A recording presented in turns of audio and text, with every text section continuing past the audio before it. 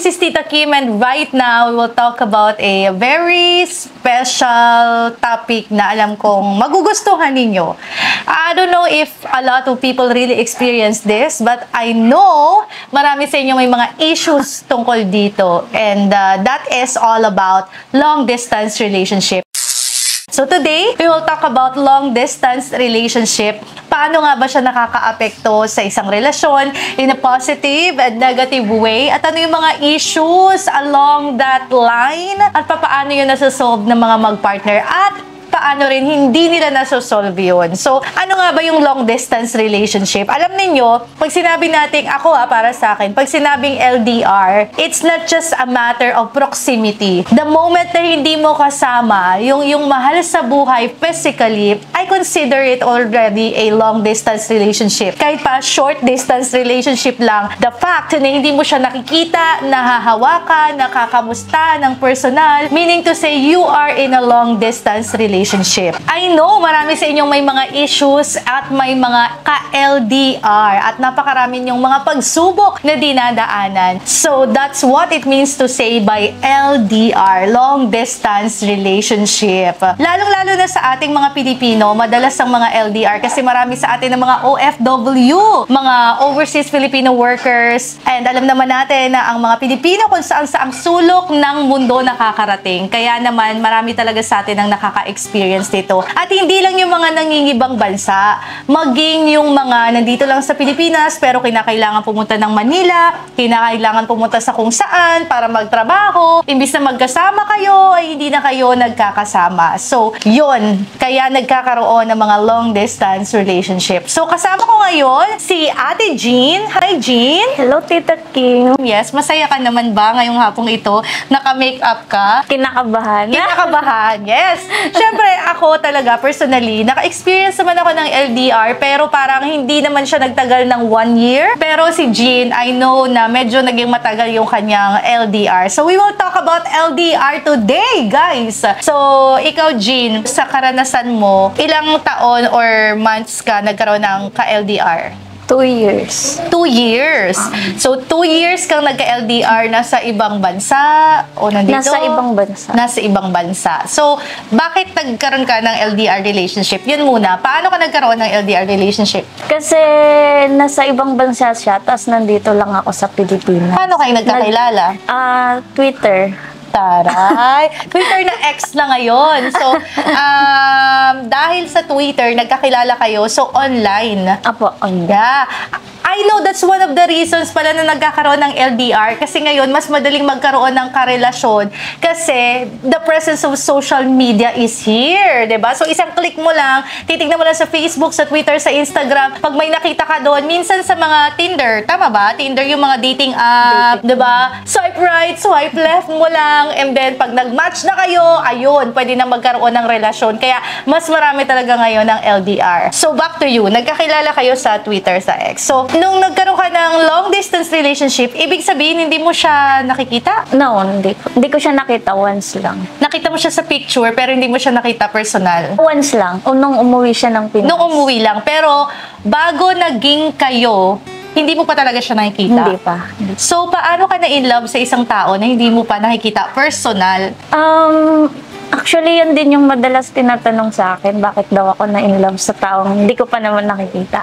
Well, sa sagot ko, hindi ko rin alam. Bakit? Hindi ko rin po alam. Parang na-in love lang ako. Siguro dahil lagi kaming nagkakausap, parang lagi siyang may time sa akin. Tapos nakukwentuhan ko ng kahit na about sa family, sa buhay ko, sa araw-araw, ganun. Oh, so, ibig sabihin na in love ka sa kanya kasi may oras siya sa'yo. Diba? Oh, talaga ha? So, hindi lahat ng LDR walang oras. May mga ka-LDR na may oras talaga sa'yo. So, kahit hindi mo siya nakikita, na in love ka sa kanya. Yes. And I like the answer na, bakit tayo na in love sa isang tao? Hindi hindi natin alam. Kasi sa totoo lang naman, di ba, parang hindi mo lang naman talaga siya kayang i-justify bakit ka na-in love sa isang tao. Kasi kadalasan, yung mga nai-in love tayo ng mga tao, hindi naman talaga sila yung mga pinangarap natin. Tama? Yes po. Di ba? Sobrang layo nila sa mga pinangarap natin. Maybe some qualities and traits na sa kanila, pero yung standard talaga, hindi talaga sila yun eh. Pero yun nga yung magic of love. You fall in love to a person kahit hindi mo alam kung bakit at kung paano. Doon na rin po pumapasok yung makakalimutan mo yung standard mo pagdating sa love. Taray mo dyan. Makakalimutan mo na yung standard mo pagdating sa love. Yan yung magic of love. Kaya nakakatuwa din talagang ma-in love, 'di ba? Nagkaroon na kayo ng relationship. Ano yung mga advantages na ikaw ay nasa LDR relationship? Siguro yung advantage, nagagawa namin pareho yung mga gusto namin. Nagkakaroon kayo ng freedom. Freedom Na gawin sa yung isa't gusto isa. ninyo kasi walang nagbabantay.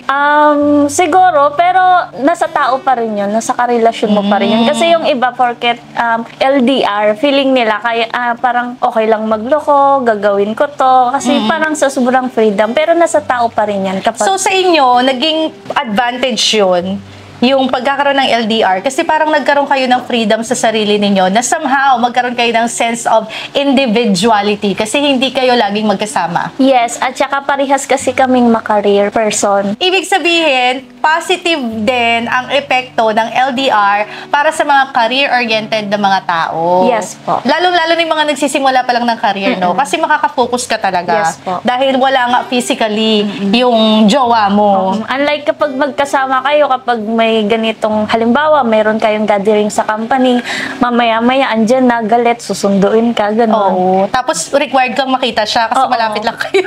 Ganun. Pero, kapag LDR kayo, hindi naman sa nagsisinungaling ka sa kanya, pero may kanya-kanya kayong buhay, di ba? Hindi nyo kailangang matali ng oras sa isa't isa. Yes, ganun. Alright. So, ito naman tayo. Kasi, lagi-lagi ko talaga sinasabi dito sa Dear Tita Kim, ang LDR talaga, hindi para sa lahat ng mga tao at sa lahat ng mga umiibig. Hindi siya para sa lahat ng nagmamahal. Kasi napakahirap po ng LDR. Kumbaga, ito para sa akin na, kung halimbawa kasama mo yung minamahal mo physically, mahirap na yon i-build yung relationship, i-work out yung relationship. Mas mahirap kapag LDR kayo. Kaya hindi siya para sa lahat. Meron lang mga certain na mga tao na talagang kaya yung LDR. Kasi nga, maraming issues ang LDR. So, let's talk about the issues.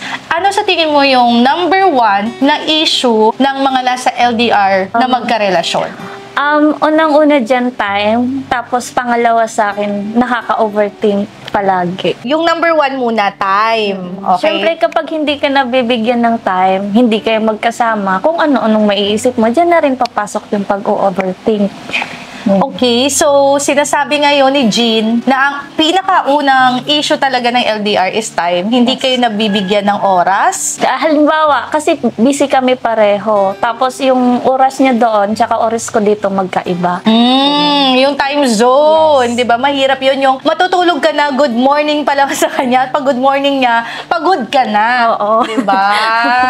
Oras pa naman talaga ang pinaka-importante sa relationship. Yes. Di ba? Kung gaano mo dinidesire yung oras, ganun ka rin nasasaktan kapag ang isang tao hindi nakakapagbigay ng oras. And karugtong na nun is yung issue of overthinking kasi nga hindi na nakakapagbigay ng oras sa iyo. Paano pumapasok yung overthinking?